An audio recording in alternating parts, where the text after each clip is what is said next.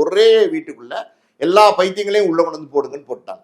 நீங்க பாண்டியராஜன் படம் ஒண்ணு பாத்துறீங்களான்னு தெரியல. அதாவது வந்து பைத்தியங்களை பிடிச்சிட்டு வர சொல்லுவாங்க. பைத்தியங்களை பிடிச்சிட்டு வர சொல்லுவாங்க. இந்த படம் ஆண் பாவம். ஆமா, என்ன படம் ஆண் பாவம் ஊரை அது தெரிஞ்சுக்கிட்டு ஏதோ ஒரு படம் ஊரை தெரிஞ்சுக்கிட்டே நினைக்கல. ஆமா ஆமா, பைத்தியங்களை பாட்டே போடுவாங்க.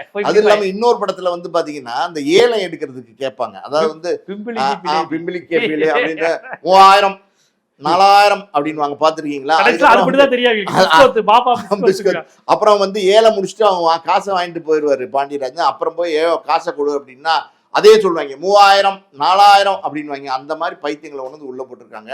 இது என்ன கல்ச்சர்னே தெரியல. அதாவது ஒரு ஒரு டிவி ஒரு ஊடகம் அதில் வந்து இந்த வீட்டில் பார்க்குறாங்க. இன்னைக்கு பார்த்தீங்கன்னா இது பிக் பாஸை பொறுத்த வரைக்கும் என்ன பிரச்சனைனா வீட்டில் எல்லாருமே பார்க்குறாங்க. டிவியில் பார்க்குற ஒரு ஷோவாக இருக்கிறதுனால பொண்டாட்டி பிள்ளைங்க அம்மா அப்பா குடும்பத்தோட சின்ன பசங்க எல்லாருமே வந்து ஷோவை பார்க்குற ஒரு சூழ்நிலையில் இப்போ வந்து இப்போ ஒன்றும் இல்லை பலூனக்கா அப்படிங்கிறாங்க. இப்போ பலூனக்கான்னு பேசும்போது அப்பா அம்மா பார்க்குறாங்கன்னு வச்சுக்கோங்களேன். ஒரு 4வது 5வது 7வது படிக்கிற பையன் அப்பா பலூன் அப்பா அக்கானா என்னப்பா அப்படின்னு கேட்டால் என்ன பதில் சொல்ற